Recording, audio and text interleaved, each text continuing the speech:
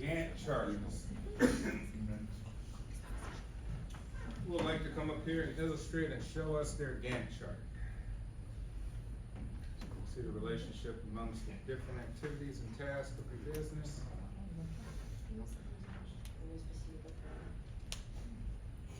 Christian, I always kind of start out with you. How do you feel? I haven't started yet. I'll get it done by this week. Oh, okay. I thought I saw you submitted. Who here has submitted their Gantt charts? Nobody? Anyone? One person?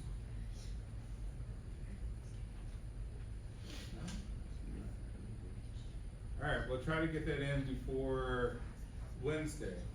I'm gonna try to have all the grades in before the end of Wednesday. It's not due till Sunday. Yeah. Oh, Sunday. Yeah. Okay. All right. We'll leave it. We'll leave it for after spring break.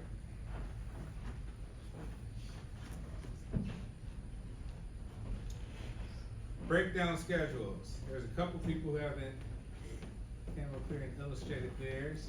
Want to have a go at it?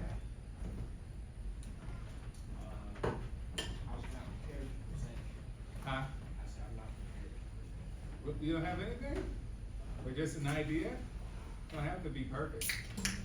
We just want to all get a gist of what the idea is. Like, Yeah, I emailed it to you, okay, you ready? Can we talk about it? I guess.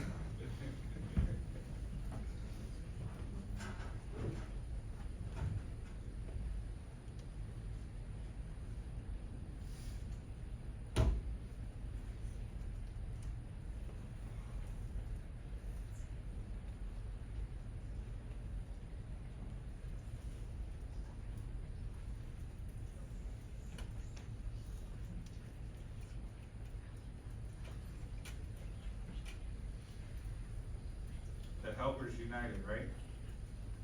Yeah. Helpers United? Okay.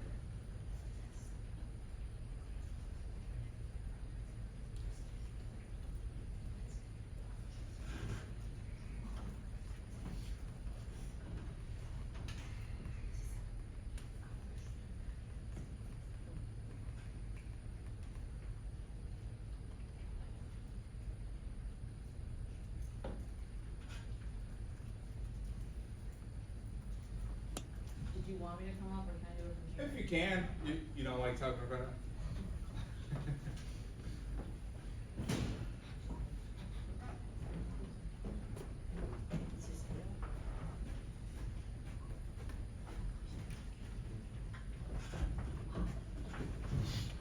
So my idea was like a tutoring software like designed to have like available for students to use like later at night. 'Cause even though like in-person tutoring is like helpful, ours, for example, like closes at like 9, and sometimes when people are doing homework later than 9 p.m. they need help. So this is just like another like resource for them to use like if they want to do like late night homework. So it'd be like open till like midnight, just a little couple extra hours like to meet a deadline. And so for the departments of marketing, software design, tutors, and then finance, and marketing, just trying to work on promotions, it would mostly be towards universities as that's the target market, and doing it on social media as it's an online software. That's what it's gonna be on, some marketing, social media to different universities they wanna to partner up or for them to use the software. And then just basically promoting like it's available for late night hours, so students have access to like for late nights if they wanted to use it. For the software design, trying to make it appealing to students as well as like easy to use. And then trying to create a logo yet, I have not done that as well. And then for the session, it would be like Zoom, but yeah, it would basically be like Zoom, like live in an in-person tutor.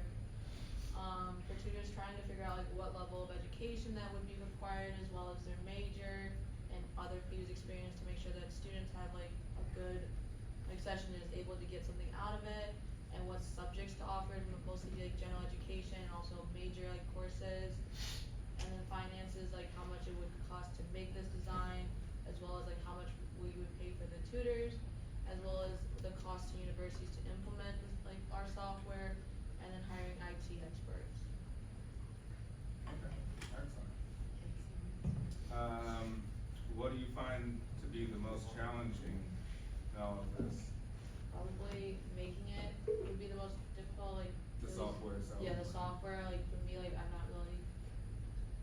don't really know much about it, so trying to find someone else to do it and then paying them, and then getting it to be the way that I would want it to be would be the most difficult. Okay.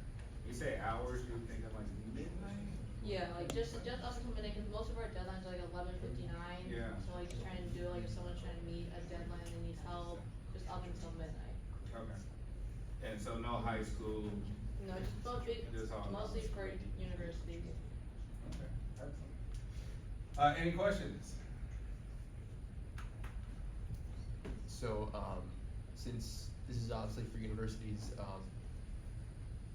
have you thought about marketing to grad students who might be doing courses for at night while they have day jobs? Yeah, I have thought about that, cause we do have grad students here who tutor as well, but they only tutor like other grad students for the like, their workload. So it'd just be trying to see like, if they're willing to do like both, as well as grad students as undergrad as well.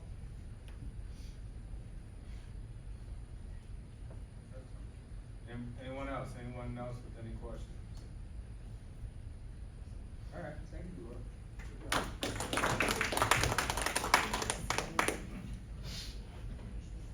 So we got two tutor services. Anyone here actually uses the tutor services that the university offers? Use them? Are they helpful? Well, I am a tutor here, Oh, you are too. What are you tutoring?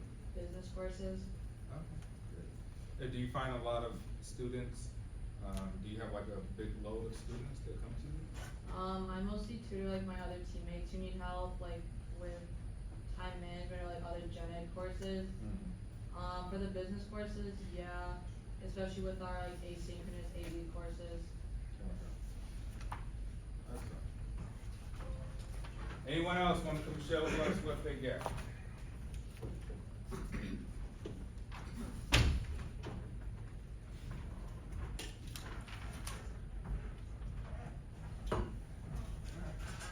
Now we'll move on to the next chapter.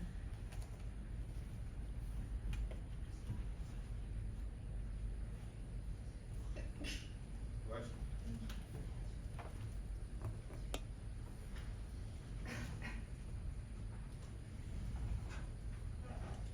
All right, forecasting.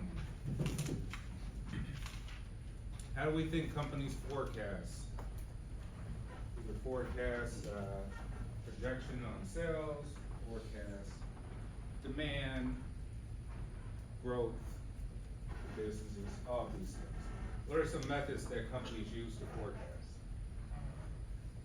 Yes? Look at what they did in like the past years. Yeah, right, so using information from the past in order to predict the future. What are some ways that you can run into issues doing that? What are some issues that can arise from using only that information? Kind of like what the economy's doing currently and what the current demand is. Like it might be changing based off of that. It kind Yeah. of like the supplies that you have now versus then. Yeah, absolutely. So you're using past sales information in order to predict demand in the future, when things will change quite reasonably from time to time when it comes to business. What else? Forecasting, what are some other methods companies use?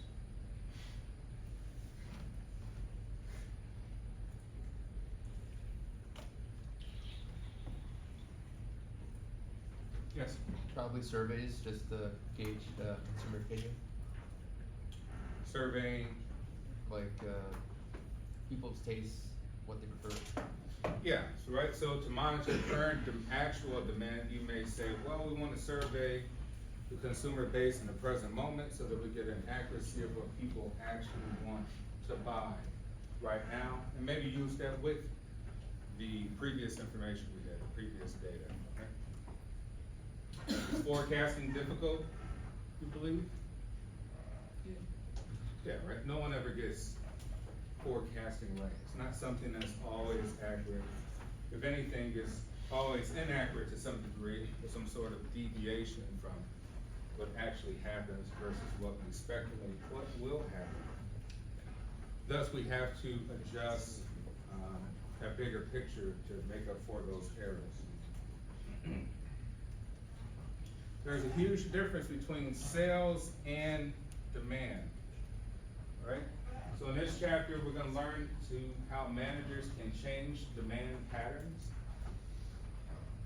Think of that, how can you change demand as a company, so selling this product or having a service? How can a company change the actual demand for something? What are some ways? How can demand change because of some actions or inactions? Yes. I'll go with you first. Like how companies buy out other companies for competition? Yeah, right, okay, you can change your behavior by expanding, maybe expanding. Yes. If you have a good marketing that show that can really integrates the fact that customer will launch your product. Yeah, so you have more marketing, you get more exposure, right? Maybe there's a lot more people out there who may wanna buy it, they just don't know it exists or know the value of it. What else? Cause we think of positive ways, but also think of negative ways, how you can affect demand. Yes? I was gonna say, exclusivity, like make it harder to get the product, and then that like changes how many people like demand the product. Well, there's maybe more people will demand it, but there's not as much supply, so people will pay more.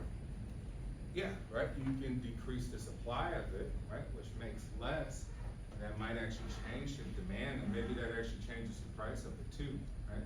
Maybe the price goes up because it's less of it. Yeah. What else?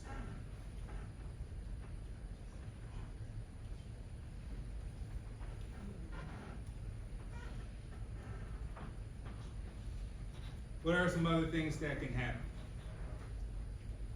Promotions? Absolutely, right? So you can use promotions to help grow, right? There's a lot of ways, right? There's a host of different ways, right? So you can either be out of stock, right? You could limit the amount of stock that you have. You can have an oversupply of something, right? In which case you satisfy the demand, but now you have waste, and now you have too much of something.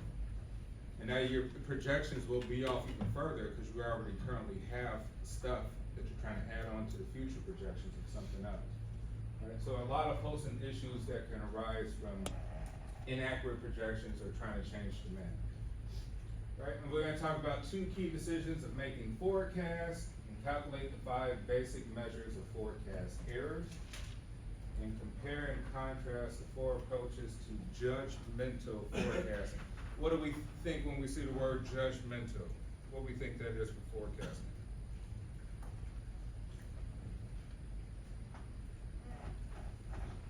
That's what the word says, right? Sort of an intuitive, personal sense of what something will be. Maybe because, why? Why maybe we just have to like pose a personal judgment on forecasting something, like predicting something?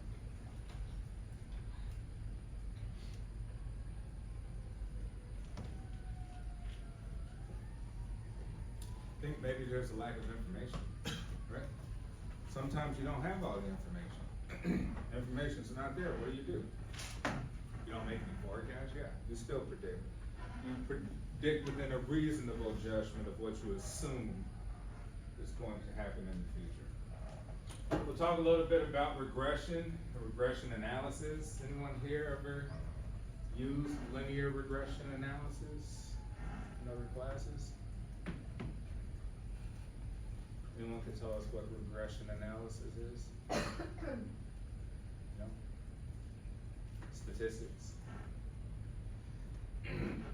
We won't get too heavy into the statistics, right? But basically, you're measuring the strength between a dependent variable and an independent variable. What's a dependent variable?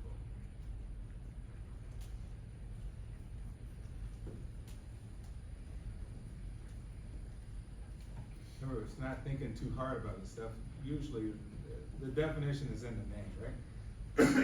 It has a dependency. It changes with other variables, right? One thing will correlate and have a good relationship with another, and it will change depending on the movement of that thing. What's an independent variable? Yeah. It's usually consistent or at least is not affected by other conditions. Yeah, you say it's not really affected, right? Independent variable is not really affected by, have a strong relationship with a lot of these other variables. Important to know, right? We're not gonna get heavily statistical in this class, but important to know as you go forward. Just that basic understanding, because if you even go do your master's degree, you write a thesis or something, most of it's gonna be regression analysis, right? So you're just talking about independent variables correlated to dependent variables. So someone just have a good idea of more. Alright, and then we'll talk about making forecasts using the 5 most common statistical approaches for time series analysis and describe the big data approach and the 6 steps in a typical forecasting process. Alright, so what is forecast? Simply put, forecast is a prediction of future events used for planning purposes, right? So you have your ideas, you have your businesses, and now you're ready to plan, and now you do a work breakdown, structure, right? And now maybe you start working on the Gantt chart to see how each step has a strong relationship with the other steps so that you can figure out what's the most important things to do if things don't work out the way you want them to go, right? It's almost like life, right? You think of prioritizing, right? And if things don't happen the way you want them to go, what takes precedence over things that don't have high priorities, right? Maybe in your idea, not everything gets done, right? Not everything gets done this time around, so you prioritize to say these most important things need to get done in order for this project to be complete, but we'll skip out on some other activities. And time series, repeated observations of demand for a service or product in their order of occurrence, right? What's an example? Repeated observations of demand. Right, what would we call that? What are some repeated observations? I think, yes? Maybe like the company notices that their sales go up in the summer and decrease in the winter, even though they offer the product year round. Yeah, you could say, hey, we have a fluctuation seasonally, right? Baskin Robbins versus Dunkin' Donuts, right? They're all part of the same thing, but on Baskin Robbins side, you say, hey, decrease in sales during the wintertime with the ice cream, increase in sales during the summertime. Maybe when it comes to coffee, on the Dunkin' Donuts side, you say, not too many people want hot coffee in 100-degree weather, therefore they get iced coffee, but hot coffee decreases summertime, right? Cold coffee drinks increase. So you're just watching like, hey, what happens repeatedly over a long period of time. And there are 5 basic time series patterns.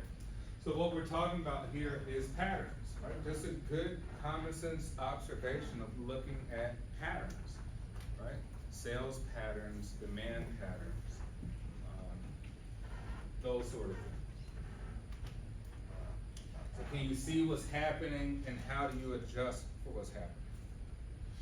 So here we're talking about horizontal patterns, trend patterns, seasonal patterns, cyclical patterns, right? Or random patterns in the time series.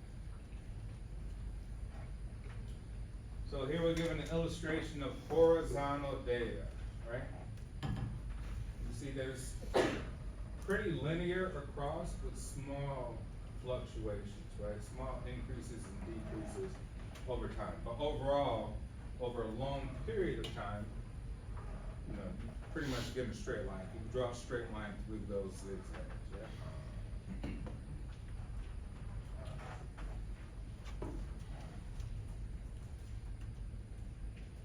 Now, would this be good if you saw this for your business? Right? Let's say this was revenue. This amount of money you were making in 5 years or a 5-year period. No?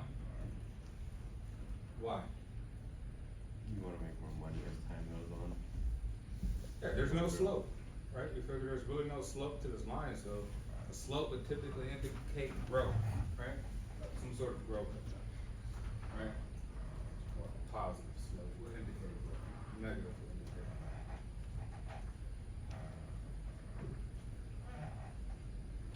Now here's trend patterns, right? The data consistently increase or decrease.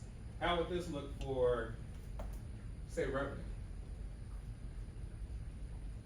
Good. Pretty good, right? We're like, hey, we get hit, we get some dips, but overall, if you look over a long period of time, if these were stocks, you'd be like, yeah, I'm making pretty good money over 5 years, over 10 years, right? Yeah, I may panic because it bottoms out every 3-4 months, but it comes right back up, and we're good to go.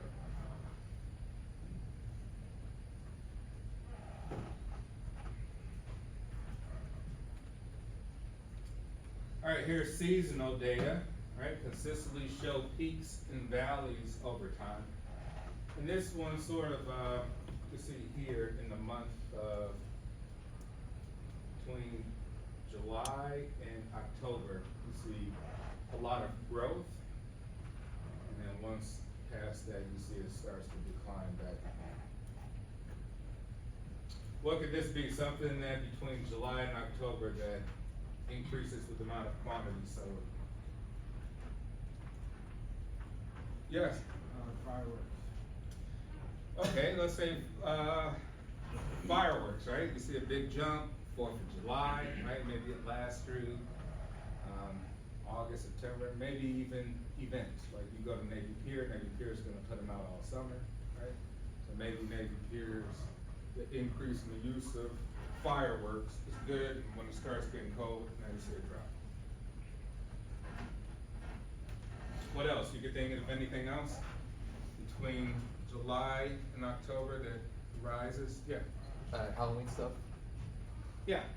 So you see the Halloween stuff start to be marketed around, yeah, maybe like late August or something like that, but people start to get an interest about it, get ahead on it.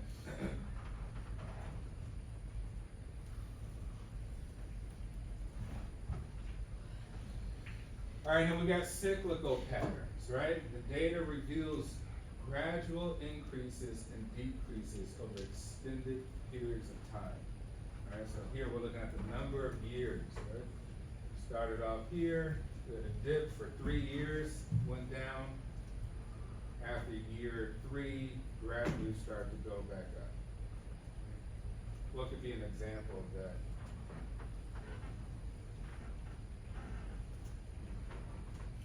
Anything that, like in the first 3 years, you're typically low of, and maybe after year 3, things start to rise. Yes? It can be like a start of a business. Yeah, absolutely, right? Typically, most companies don't break even until year 2, right? It really depends on the industry you're in, the industry you're trying to get into.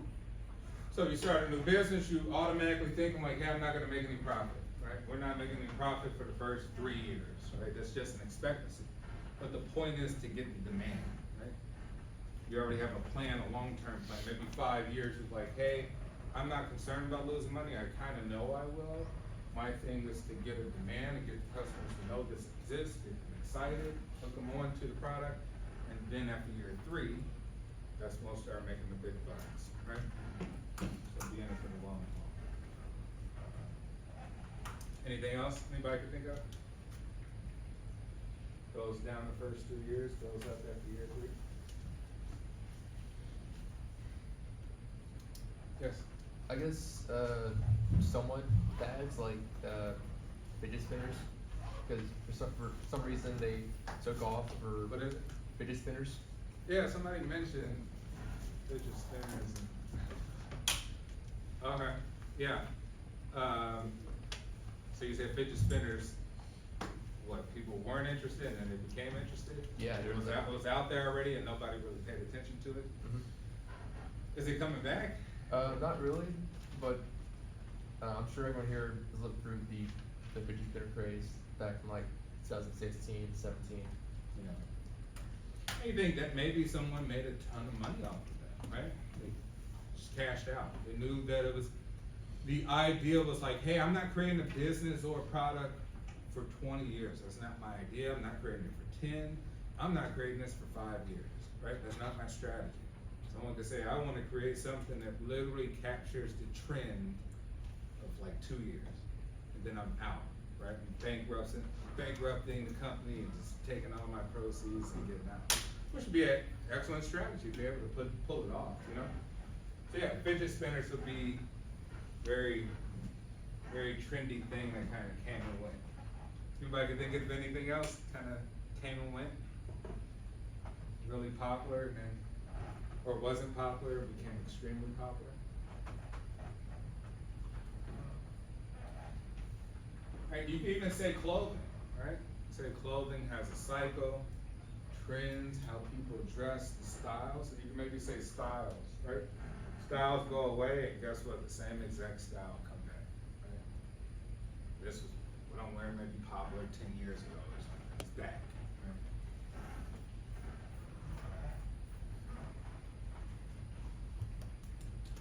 And then we have demand management, right? The process of changing demand patterns using one or more demand options, kind of what we talked about before, how you can alter demand using some particular strategies, some options.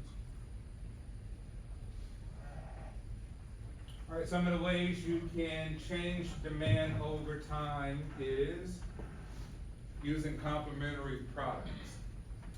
What are some examples of complementary products for maybe a, yes? Shamrock shake. Oh, what? Shamrock shake? Yeah, for McDonald's. Yeah. Okay, so you say complementary product, Shamrock Shake comes around, St. Pat's, right? You said that anchors change the demand for, that might actually change the demand for shakes itself, right?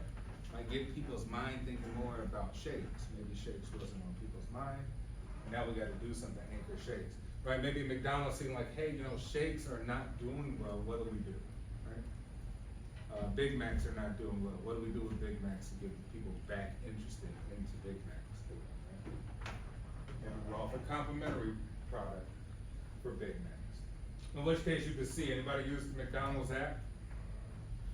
Alright, so you see all the rewards, you see your value points, and so in the rewards, basically, they're trying to entice you to get items, right? I get another item for really, really cheap. Buy one get one free, or get, 20% off, another thing.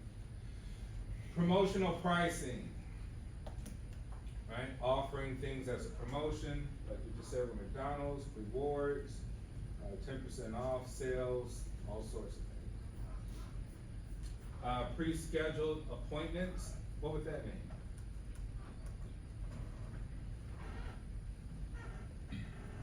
What's that? Yes? Like how the doctor's office, like you gotta schedule an appointment so you don't have 50 people trying to see one doctor at one time. Yeah, absolutely, right? So you kind of lock people in, right? You lock people into a slot, so you kind of can predict some of the type of money you'll get too, right? Think of maybe reservations, right? If you go on Airbnb and you're gonna go on your spring break trip, right? Pay for it at a time, lock it in, it's pre-scheduled. So now they can see the demand, a particular place can see like, hey, okay, we see what we actually have versus what we project people to want to get in terms of rooms. Who here uses Airbnb a lot? Are you using it for Tahoe? We are. Yeah, I got a cool place out there too. So yeah, I'll be out there for spring break. You say you're on the Nevada side, right? Yeah, we're gonna stay in like right outside. We're gonna stay in Reno, Okay. and then it's about like 25 minutes from where we're gonna go ski in. You ever use Vrbo? That was pretty cool. Vrbo's kind of like more, I guess, luxury, posh type of situation. But Airbnb, not a lot of people use it. All right, I love Airbnb. Great company. Then we talked about revenue management earlier and used some sort of examples on how, to impact the revenue. All right, we got backlogs and back orders and stockouts, which are essentially what?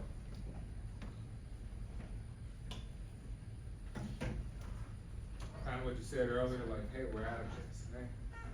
Maybe you say we're on backlog, that thing can't be ordered right now, right? We need some time for that particular thing.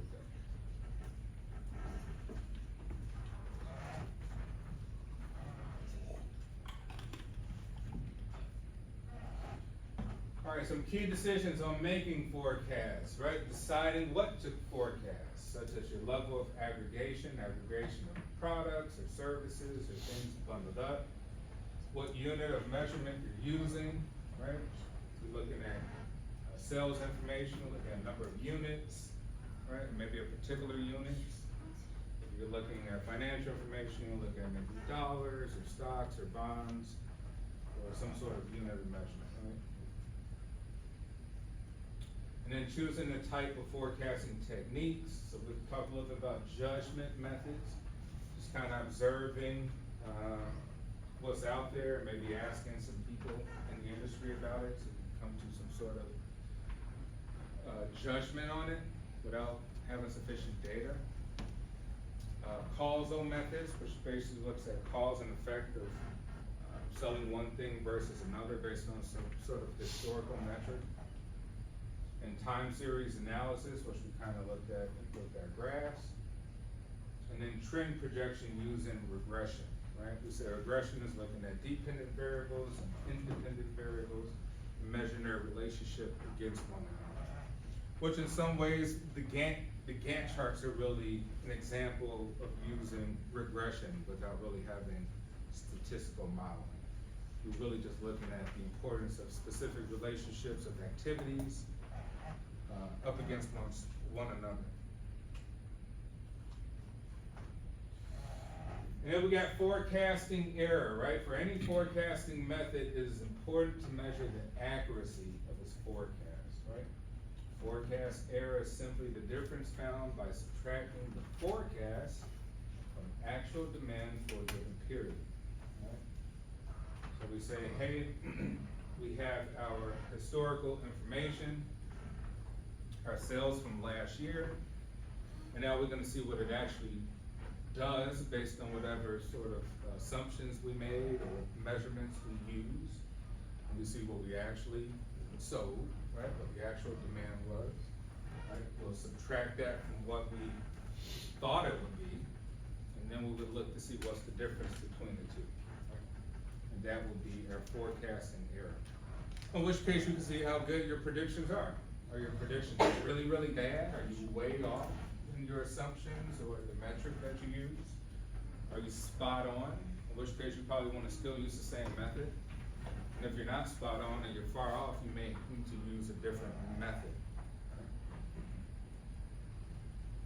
So here we're just given that E sub T is forecast area for period T, and D sub T is actual demand, and F sub T is forecast for period T.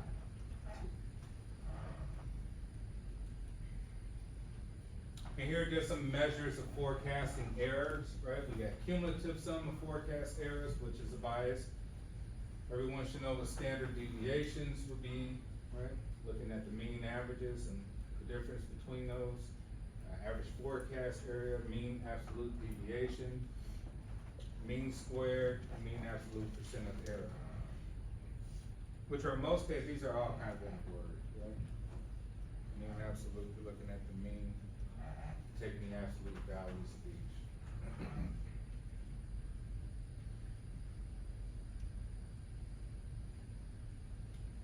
Won't get too much of those. All right, so the judgment method, right? Casual, time series, and trend production using regression require an adequate history file, which might not be available. So we're looking at information which might not be available to us, so we have to pose some sort of judgment of what things will do. Judgmental forecasts use contextual knowledge gained through experience, right? Such as sales force estimates, executive opinions, right, from others. Do some market research. Anyone here ever did market research before? Or worked in market research? Interesting field. And the Delphi method. Anyone ever heard of that? Delphi method? So it's basically just surveying experts, right? Experts in the field. You survey, you send out, you ask them what their opinions would be. They give you back some information, and you're just gonna go off their information. But that can lead to huge inaccuracies because they're not particularly within your business itself, and there's a lot of intricacies which can impact that.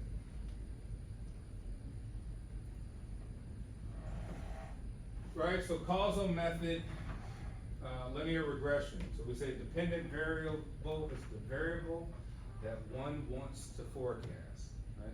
So the variable that you are trying to forecast, whether it be sales, demand, or something of the sort, will be your dependent variable, right? It's the variable that you are trying to forecast. Whereas your independent variable is the variable that is assumed to affect the dependent variable and thereby cause the results observed in the past. So your independent variable has an assumption that, hey, there's some sort of relationship here that makes it cause something to happen, right, to the dependent variable. So we're really trying to figure out what is the cause of that, right? How strong is that cause? And then simple linear regression model, should have seen this many times throughout your coursework, is y equals a plus bx, right? Y is your dependent variable, x is independent, a is your y-intercept, and b is your slope.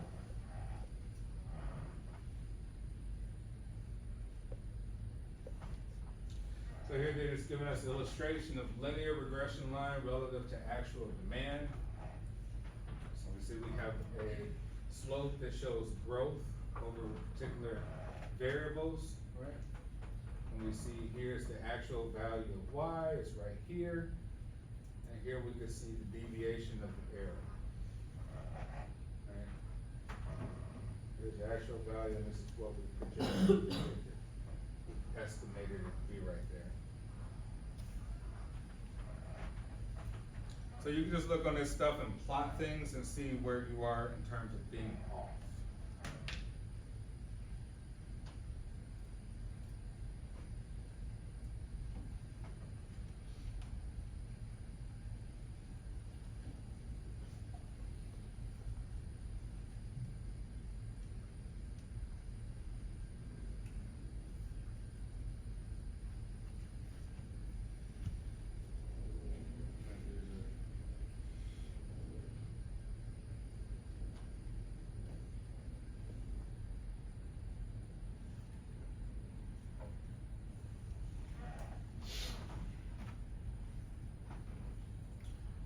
We'll, let's see, I think we'll end it there for this chapter. Because a lot of this stuff is too many examples that time won't allow.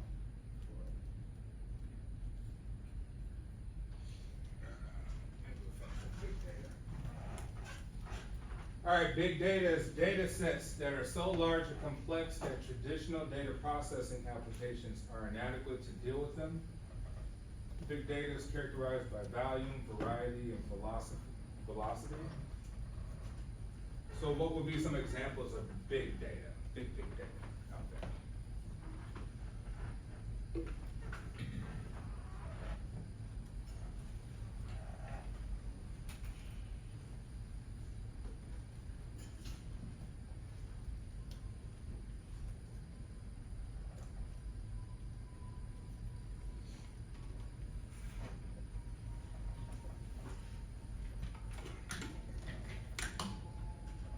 Anything we can think of, like just governmental data?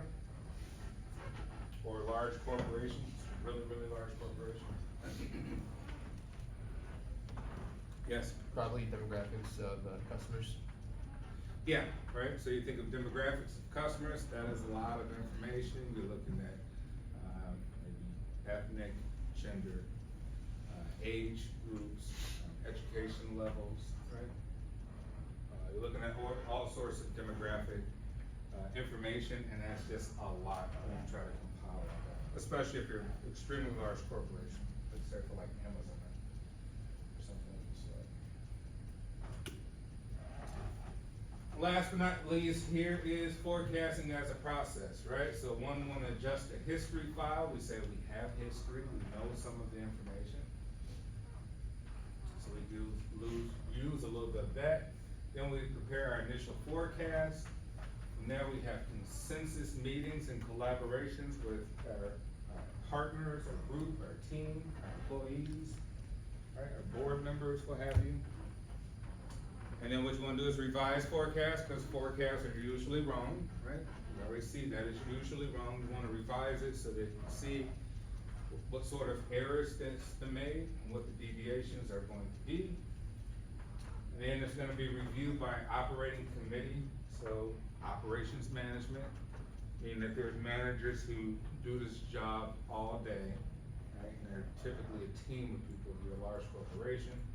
They usually look at that final review, and then you're gonna finalize and communicate that to your executive, which would be probably your chief executive officer or your board of directors, let them know it's gonna be executed, then the plan goes out, and the workers start executing the plan. Sales teams, marketing teams, budgets from the finance teams, et cetera, et cetera.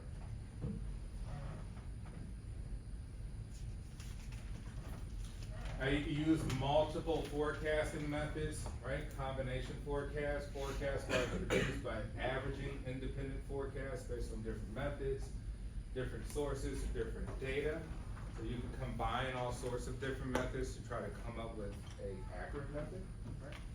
Or you can do focus forecasting, which is a method of forecasting that selects the best forecast from a group of forecasts generated by individual techniques. And basically, you take all these multiple forecasts, and you try to figure out which one is going to be best used, depending on what you're looking at. You'll try to smooth it out by making it more accurate.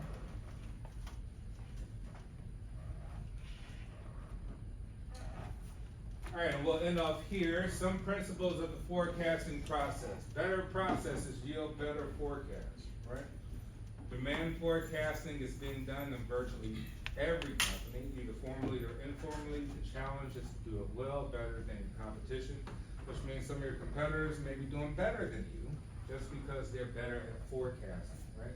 They can project how much to have or what things to have better than you. And better forecasts result in better customer service at lower costs, as well as better relationships with suppliers and customers. And the forecast can and must make sense based on the big picture, economic outlook, market share, and so on. And bias is the worst kind of forecast area. Strive for zero bias.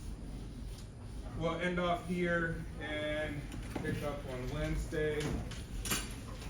Try to have everything graded by Wednesday. I think I'm maybe about 30% through grading. And then we'll go from there. Have a good day.